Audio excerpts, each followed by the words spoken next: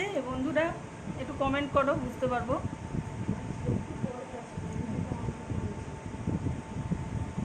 Finish লেখা রয়েছে, finish বলে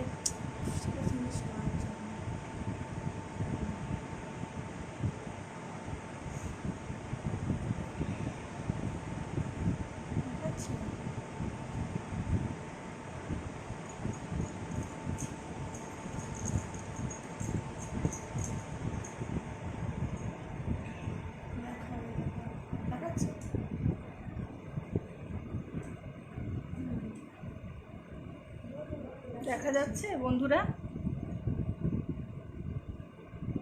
একটু নেটের, দুঃখিত, নেটের সমস্যা।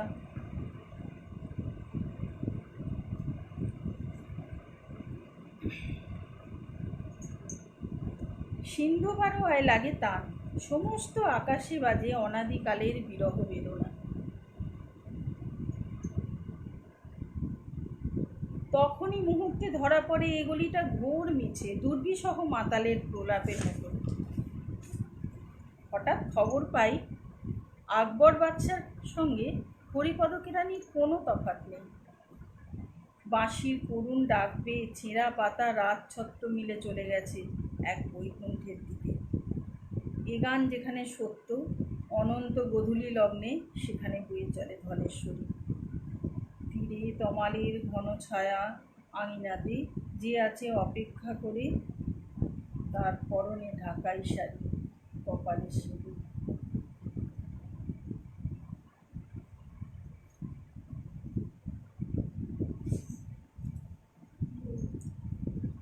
আমার বয়সী যারা আছেন, সমবয়সী, সমসময়ের লোক, তারা সবাই জানেন যে আমাদের সময় তো ফোন ছিল না, মানে মোবাইল তো ছেড়েই দিন,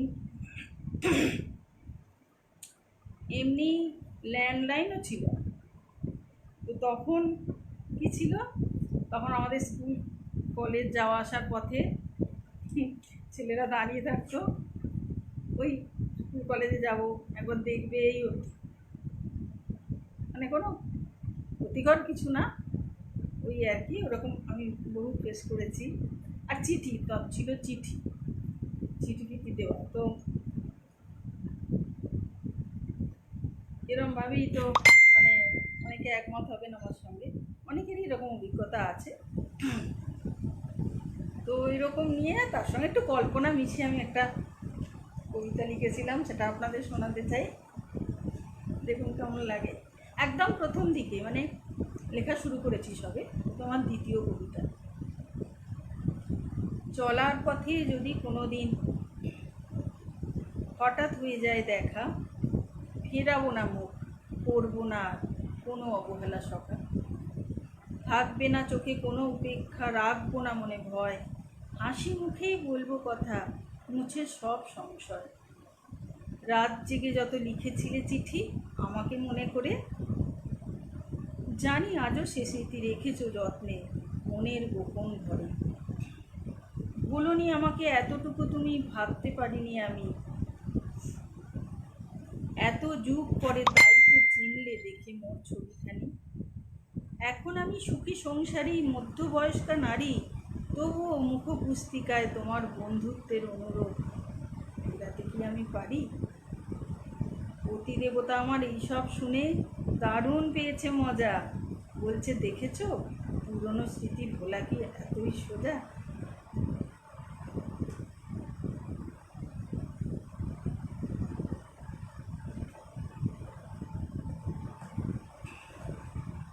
তো যাই হোক, এরকম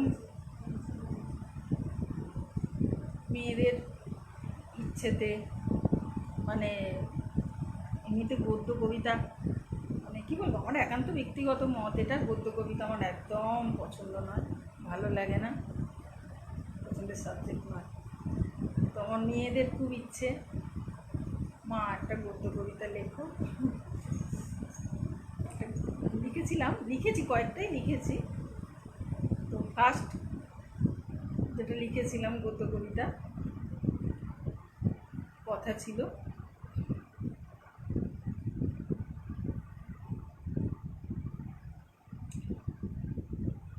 আচ্ছা, কথা ছিল, ওটা আমি পরে বলছি। আগে সব প্রেম তো পরিণতি পায় না,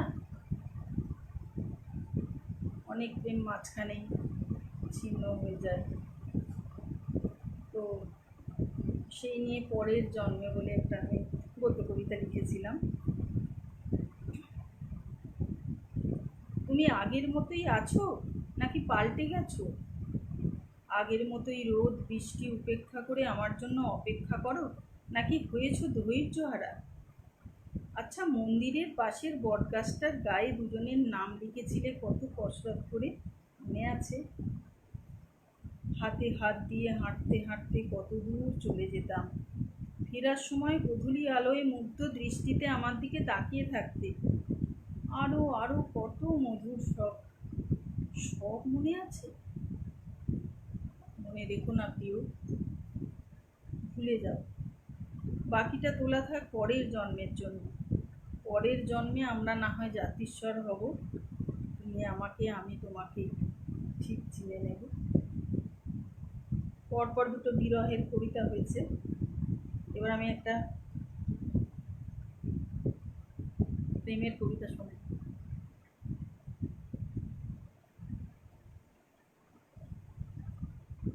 এটা বোধহয় আমার থার্ড কবিতা।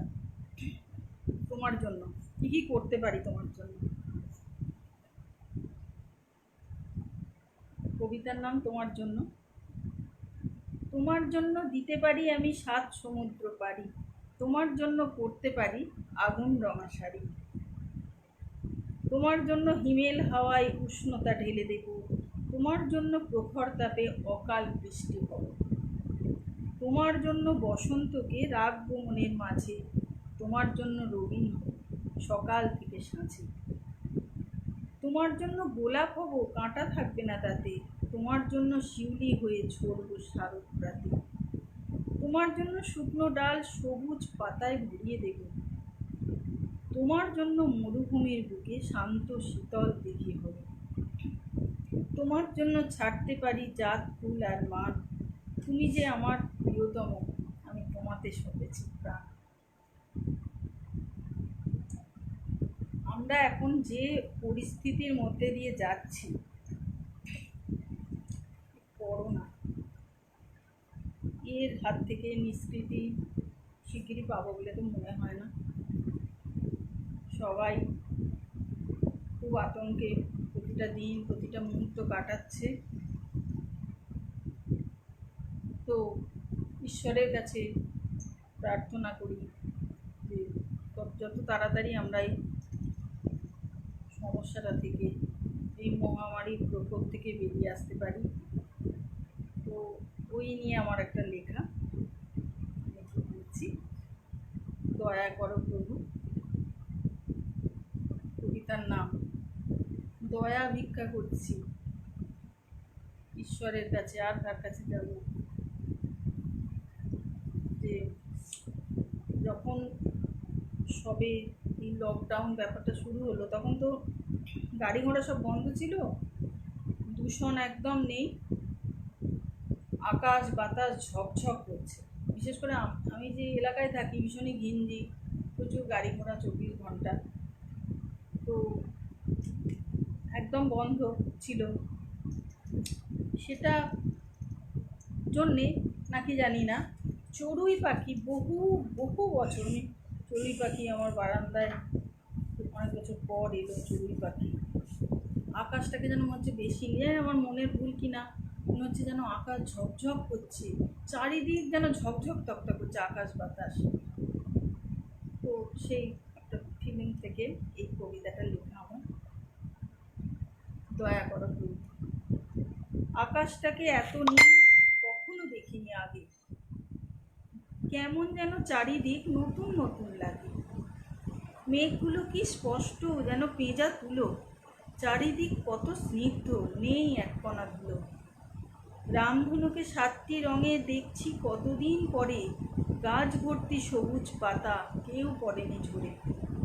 বহুদিন বাদে বারান্দাতে চড়ুইয়ের আনাগোনা, ফুলে ফলে ভরা বাগান যেন স্বপ্নের জালবোনা। তবুও কারুর মন ভালো নেই, আতঙ্কে দিন কাটছে, মনোবল আজ তলানিতে থেকে সুদিনের আশা উঠল। ক্ষমা করো প্রভু, দাও ফিরিয়ে সুস্থ সজীব ধরা, নির্ভয়ে আবার কাটাবো জীবন হাসি খুশি আনন্দ ভরা।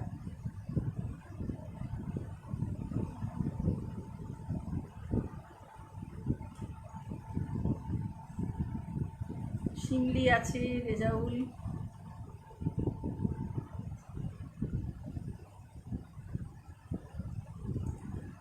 আচ্ছা, আমি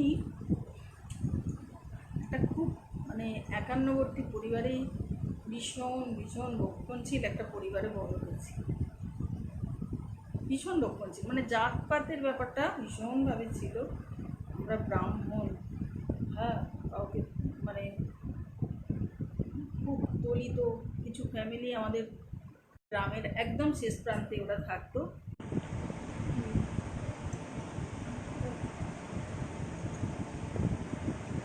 আজকে খুব নেট জ্বালাচ্ছে। তো অবাঞ্ছিতের মতো ওরা থাকতো গ্রামের শেষ প্রান্তে।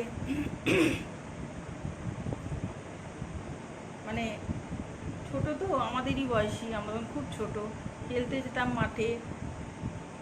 কিন্তু ওদের খেলতে নেওয়া, যেমন আমার দাদু বলে দিত যে ওই মাঠে খেলতে যেতে দিতে পারি একটাই শর্তে। আমার দাদু আমার ঠাকুরদা, উনি ব্রাহ্মণ পণ্ডিত ছিলেন, ওনার অনেক শিষ্য ছিল। তখন আসলে ঠাকুরদার দোষ না, ওটা সমাজ ব্যবস্থাই ওরকম ছিল। তো ছোট ছিলাম, তো আমাকে শেখানো হতো যে ওদের যেন না ছুঁই, তাহলে আমাকে খেলতে যেতে ওখানে দেওয়া হবে না, আমরা ব্রাহ্মণ। তো সেই থেকে আমার মনের মধ্যে শিশু মনে ওটা ঢুকে গেছে যে আমরা ব্রাহ্মণ, ছোঁয়া যাবে না। তো ওরা দূরে দাঁড়িয়ে থাকতো, মুখ ছোট করে, ইচ্ছে করতো খেলতে। আমরা বুড়ি বসন্ত জানেন অনেকে, বুড়ি বসন্ত খেলায় অনেকজন লাগে। কোনো সময় হয়তো কেউ এলো না, অ্যাবসেন্ট হলো 2-3 জন, শরীর খারাপ বা মামার বাড়ি গেছে কিছু, সেই সময় আমরা নিজেদের স্বার্থে ওদের ডাকাতো, এবং সেটা আমার পারমিশন নিয়ে, অবশ্যই আমার অনুমতি নিয়ে না। আমি ব্রাহ্মণ, আর আমার বাড়িতে এরকম আমার দাদু খুব রক্ষণশীল, সবাই জানতো। তো ডাকা হতো নিজেদের স্বার্থে, খেলা বন্ধ করা যাবে না কোনো মতেই। তো ওদের ডাকা হতো, ওরা তখন আসতো, কি যে খুশি হতো, আসতো। খেলা শেষ হয়ে তখন মাথায় থাকতো না আমার, খেলা শেষ হয়ে যাবার পর মনে হতো না ওদের কাউকে ছুঁয়ে ফেলিনি তো কী হবে, আমরা যে ব্রাহ্মণ। তো এরকম করেই বড়ো হচ্ছে। আমার মা ভীষণ ভীষণ আধুনিক মনস্ক মানুষ ছিলেন। মা ভীষণভাবে আমাকে বোঝানোর চেষ্টা করতেন। সন্ধ্যেবেলা পড়তে বসিয়ে মার এটা কাজ ছিল যে ওদের সঙ্গে আমাদের কোনো তফাৎ নেই, আমি যেন ওদের খেলতে নিই, ওদের সঙ্গে খেলি, ওদের সঙ্গে বন্ধুত্ব করি। কিন্তু আমার কেন জানি না, আসলে বেশিরভাগ দাদু ঠাকুমা কাকাদের কাছেই তো দেখেছি, ওই জন্যে বেশিরভাগ মনে হতো যে দাদু ঠাকুমাই ঠিক বলছে, মা ভুল বলছে। কিন্তু মা খুব চেষ্টা করতো আমার ভুল থেকে যেতে তাড়ানোর জন্য। তারপর আমার ঠাকুরদা মারা গেলেন, বাড়ির পরিস্থিতি একদমই পাল্টে গেল। মা আমার বাবা স্থানীয় স্কুলের, প্রাইমারি স্কুলের প্রধান শিক্ষক ছিলেন। তো মা ওদের সবাইকে স্কুলে ভর্তির ব্যবস্থা করলেন, আমাদের বাড়িতে পড়তে আসতে বললেন, এবং মা ইচ্ছে করে ওদের সঙ্গে আমাকে পড়াতে বসি। সেই থেকে আমার থেকে জাতপাত ব্যাপারটা গেল। এই সম্বন্ধে কাজী নজরুল ইসলামের একটি কবিতা আমার খুব বলতে ইচ্ছে করছে, পাঠ করতে ইচ্ছে করছে।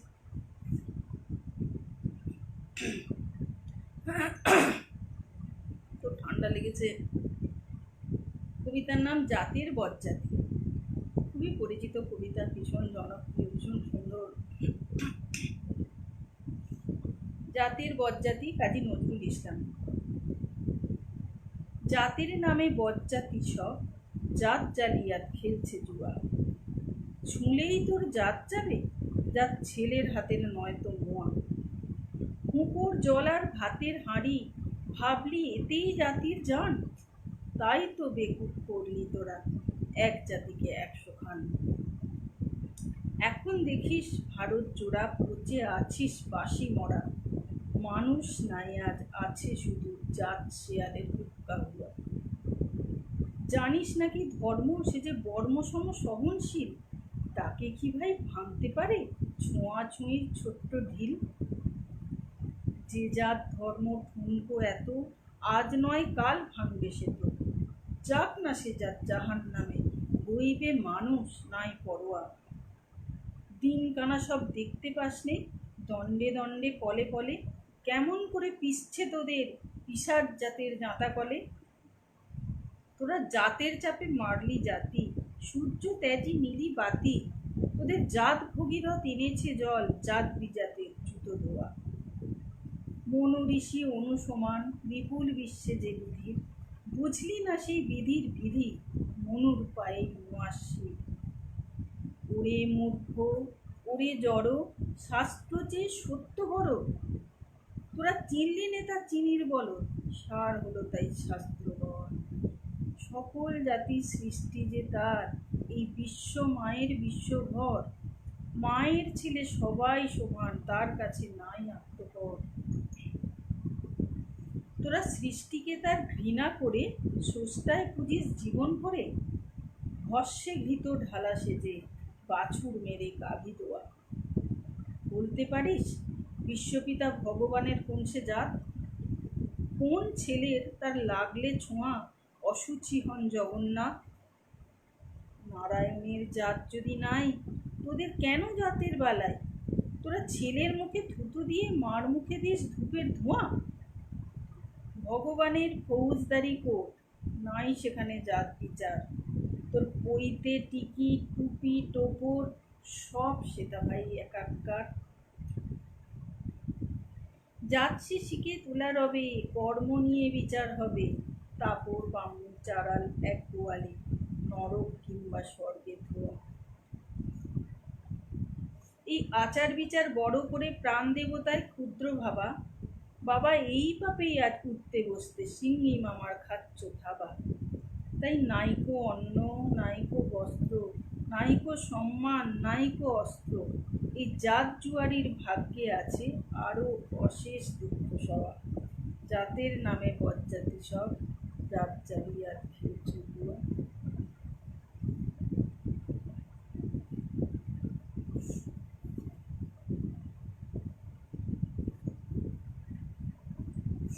আচ্ছা, এবার একটা আমি খুব ইচ্ছে করছে একটা রবি ঠাকুরের, তো আমার খুব পছন্দের কবিতা, পরিচয়। একদিন তরিখানা থেমেছিল এই ঘাটে, বেগে বসন্তের নূতন হাওয়ার বেগে। তোমরা সুধায় ছিলে মোরে ডাকি, পরিচয় কোনো আছে নাকি? যাবে কোনখানে?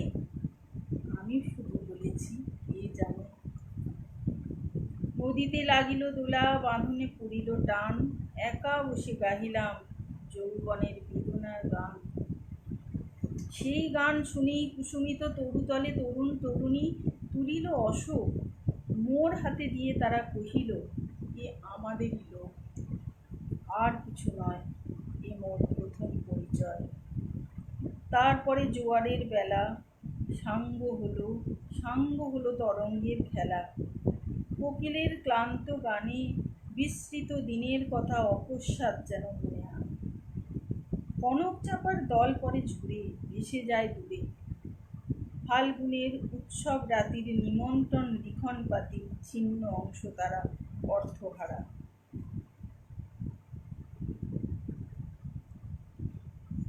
ভাটার গভীর টানে তরিখানা ভেসে যায় সমুদ্রের পানে।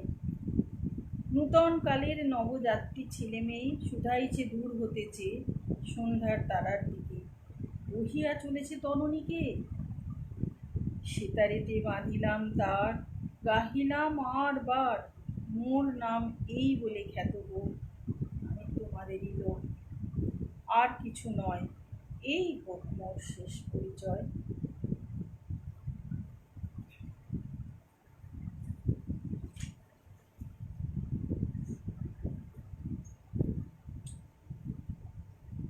নদী, নদী তো কথা কথা বলতে পারে না, কিন্তু আমি কল্পনা করলাম এই যে নদী বেয়ে যায়, স্রোত, এই যে স্রোত বয়ে যাচ্ছে, সে তো আর পেছনে আসে না, ফিরে আসে না, সে গিয়ে সমুদ্রে মিশে যায়।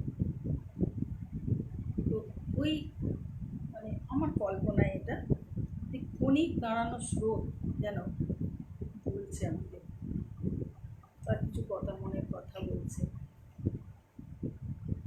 ওটা নিয়ে আমি একটু লিখেছিলাম, কল্পনা করে ওটা একটু করি।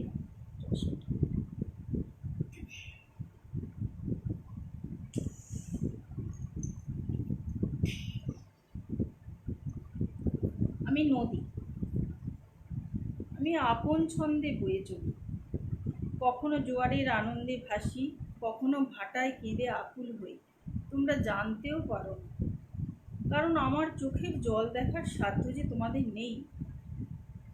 অসহ্য গরমে সূর্যদেবের অগ্নিসম তেজ, প্রচণ্ড শীতের হিমবাহ, কত কি আমাকে সহ্য করতে হয়। ভেবে দেখেছো কোনোদিন? ভেবেছ কত বজ্রাঘাত হয়েছে এই শরীর? যখন আবর্জনা ফেলো, খুব খুব অস্বস্তি হয় আমার, কিন্তু এসবের থেকেও আমার খুব অসহায় লাগে কখন জানো?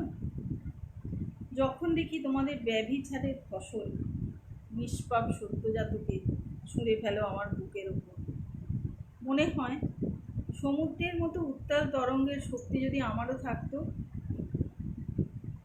তবে এই অবাঞ্ছিতকে সেই মায়ের হাতে ফিরিয়ে দিতে পারতাম, যে মা সন্তান কামনায় মন্দিরে মন্দিরে মাথা খুঁড়ে ব্রত উপবাস করে নিজের শরীর ভাঙে।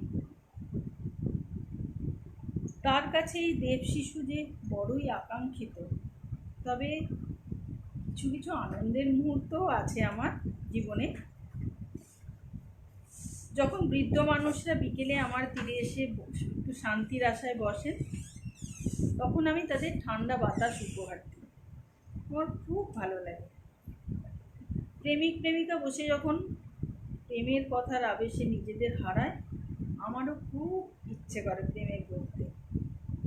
তোমাদের সঙ্গে জমানো অনুভূতিগুলো ভাগ করে আজ আমার খুব ভালো লাগছে গো।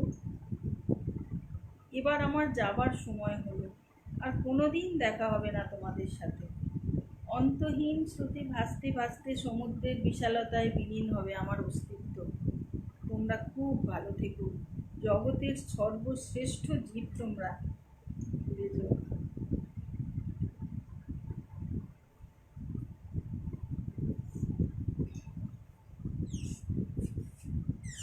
আমার মা খুব ভালো গান করতেন।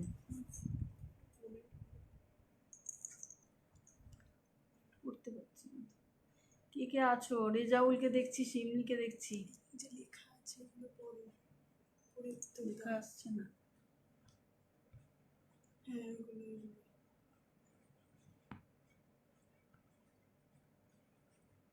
আসছে না, লেখা আছে।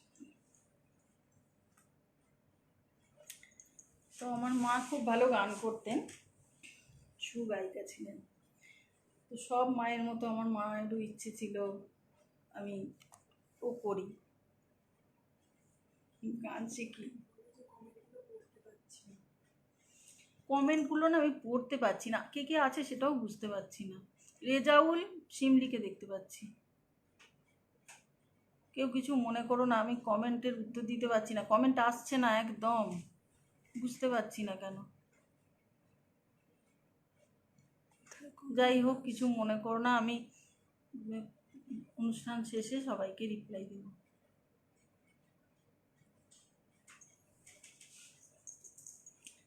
তো মার খুব ইচ্ছে ছিল আমিও শিখি গান। ওই যেমন হয় বন্ধুদের সঙ্গে খেলাধুলো এইসব করতে করতেই, বরাবরই আমার গান শুনতে ভালো লাগে, করতে একদম ভালো লাগে না, একদমই ভালো লাগে না। তো যাই হোক, জোর জবরদস্তি করে মা কিছু গান আমাকে শিখিয়েছিলেন। মা আজ আর নেই, সেখানেও গানগুলো আছে, একটা দুটো গাইবার চেষ্টা করছি।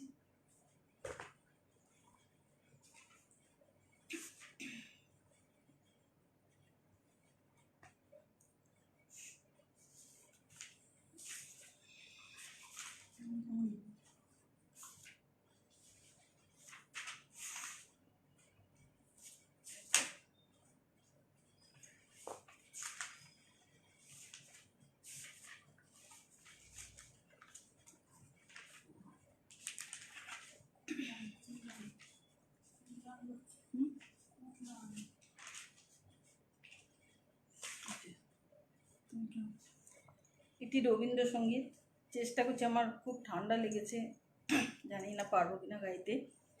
বহু বছর গানের সঙ্গে কোনো সম্পর্ক নেই, বহু বছর, তবে প্রিয়জনদের কাছে আর লজ্জা কি, ভুলভাল হলে ক্ষমা করে দেবেন। তুমি কেমন করে গান করো হে গুণী, আমি অবাক হয়ে শুনি, কেবল শুনি তুমি কেমন করে গান করো হে গুণী। সুরের আলো ভুবন ফেলেছে, সুরের হাওয়া চলে গগন বেয়ে, পাষাণ টুটে ব্যাকুল বেগে ধে, বহিয়া যায় সুরে সুরধুনি, তুমি কেমন করে গান করো হে গুণী, আমি অবাক হয়ে শুনি, কেবল শুনি তুমি কেমন করে গান করো হে গুণী। মনে করি অমনি সুরে গাই, কণ্ঠে আমার সুর খুঁজে না পাই, কইতে কি চাই কইতে কথা বাঁধে, আর মিনি যে পরাণ আমার কাঁদে, আমায় তুমি ফেলেছো কোন ফাঁদে, চৌদিকে মোর সুরে জাল বুনি, তুমি কেমন করে গান করো হে গুণী, আমি অবাক হয়ে শুনি, কেবল শুনি তুমি কেমন করে গান করো হে গুণী।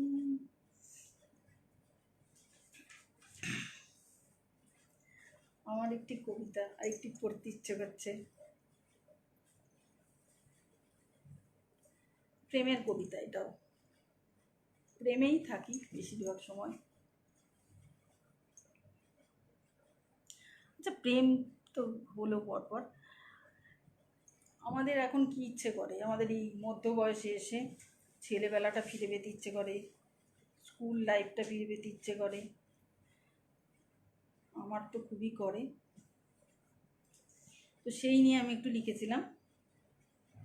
ইচ্ছে করে ছোটোবেলাটায় আবার ফিরে যেতে, ইচ্ছে করে খেলে বেড়াই বন্ধুদের সাথে মেতে, ইচ্ছে করে বাবা মাকে আবার ফিরে পাই, এমন মন খারাপের পাহাড় নিয়ে বলো কোথায় যাই।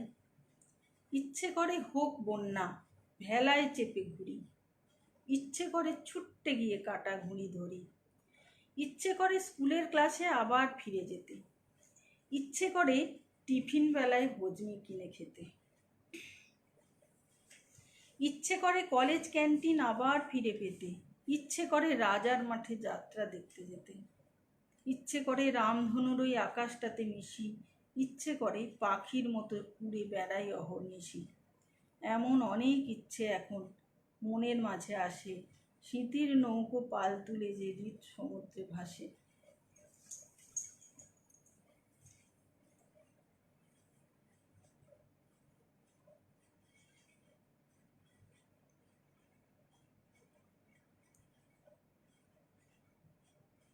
আরেকটি কবিতা, কথা ছিল, আমার লেখা প্রথম গদ্য কবিতা, আমার মেয়েদের আবদারি। জানি না কেমন লাগবে আপনাদের। কথা ছিল।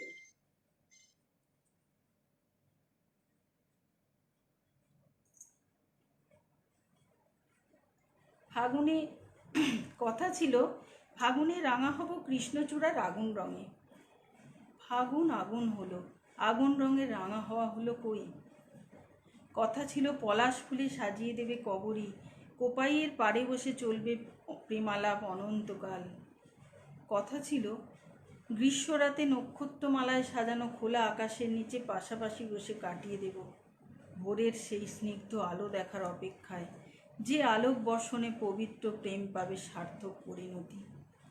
কথা ছিল সিক্ত হব শ্রাবণের সিঞ্চিত বাড়িধারায়, হাতে হাত ধরে হেঁটে যাব কদম পাপড়ি বিছানো অন্তহীন পথ। শারদ প্রাতে শিউলি ফুলে ভরিয়ে দেবে আঁচল, কথা ছিল। শীতের শুষ্কতাকে ঢেকে দেবে কোমল অনুভূতির আবরণে, কথা ছিল। এমন আরও অনেক অনেক কথা ছিল। কিছু কথা কথা হয়েই থাক, নাই বা হলো বাস্তবে পূরণ। কিছু থাক না না পাওয়া, সব পেলে নষ্ট জীবন। কটা বাজে?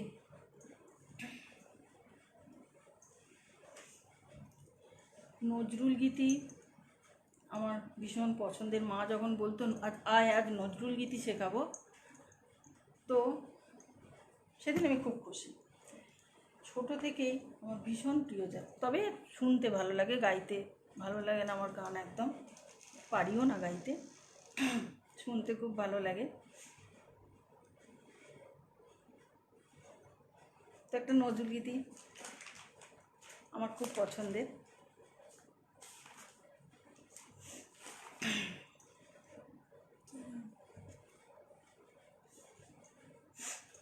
এটা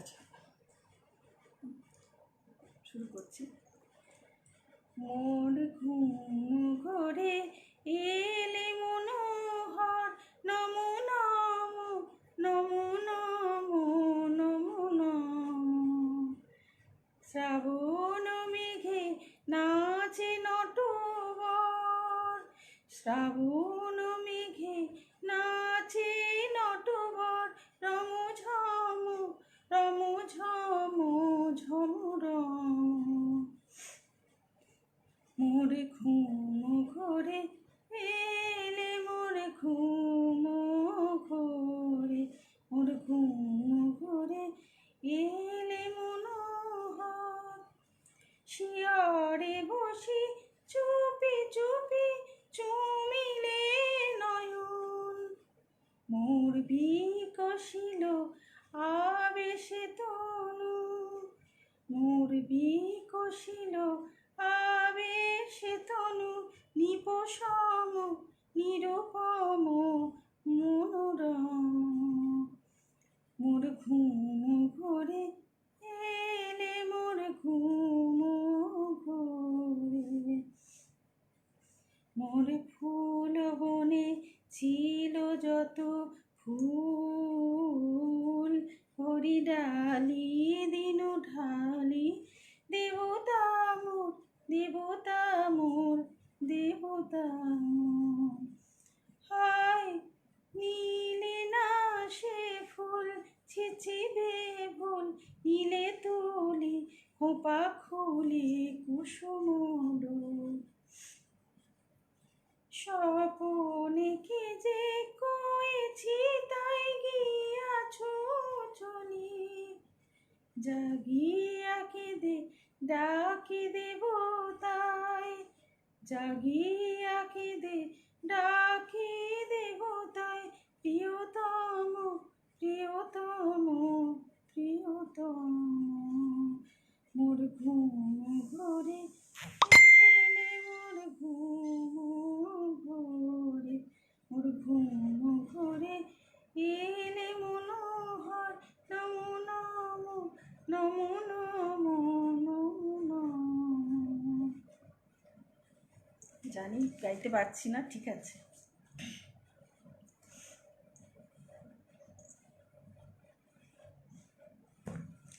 মহালয়া গেল সদ্য, এত মন খারাপ করা মহালয়া আমি কেন, আমার থেকেও বয়স্ক যারা কোনোদিন কেউ এরকম ফিল করেনি। তো ওই নিয়ে আমি একটি কবিতা লিখেছিলাম, একটু পড়ে শোনাচ্ছি। শরৎকাল তো এসেছে মহা সমারোহে তার সবটুকু নিয়ে, কিন্তু আমরা কি সেইভাবে এনজয় করতে মানে আনন্দ করতে পারছি? আগমনী পারছি না, সেই নিয়ে। মহা সমারোহে এসেছো শরৎ আগমনী বার্তা নিয়ে, কি করে তোমাকে বরণ করি এই মলিন হৃদয় দিয়ে। ঝকঝকে নীল নীলিমায় ভাসে সাদা মেঘের ভেলা, কখনো ছায়া কখনো রোদ, চলে লুকোচুরি খেলা। নদীর পাড়ে কাশের বন কি ভীষণ আড়ম্বরে শুভ্রতার আবেশ ছড়ায় প্রকৃতির বুক ভরে। ভোরের শিশিরের স্পর্শ নিয়ে শিউলি মাটিতে অবনত, কামিনী রূপে পাগল হলো রঙিন প্রজাপতি শত শত। দিঘি পদ্মকে বুকে নিয়ে ঐশ্বর্যের গর্বতে ব্যস্ত, শালুক শাপলা পদ্মপাতা তার যেন অধীনস্থ। আসলে ওরা তো জানে না পৃথিবী কি কঠিন অসুখে ভুগছে, মানুষ আজ উৎসব ভুলে নিদারুণ আতঙ্কে ধুঁকছে। এসো মা জগৎ জননী, বিপদ তারিণী, এসো দশভুজা মহামায়া, মুক্ত করো এই মহা অভিশাপ থেকে, দূর করো মহামারীর কালো ছায়া। জানি না কতটা সময় আছে।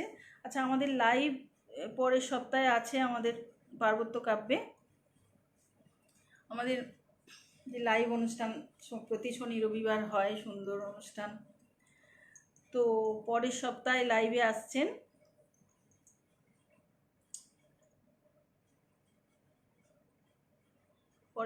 লাইভে আসছেন শনিবার আলস কক্সিয়ান, আর রবিবার থাকবেন কবি গৌরী সেন। আমরা সবাই দেখব, সুন্দর অনুষ্ঠানের আশায় রইলাম।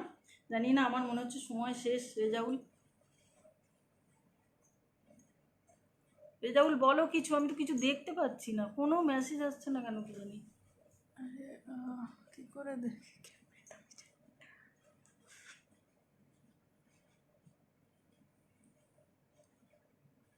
সময় মনে হচ্ছে শেষ। রেজাউল আছো? কিছু একটা প্রবলেম,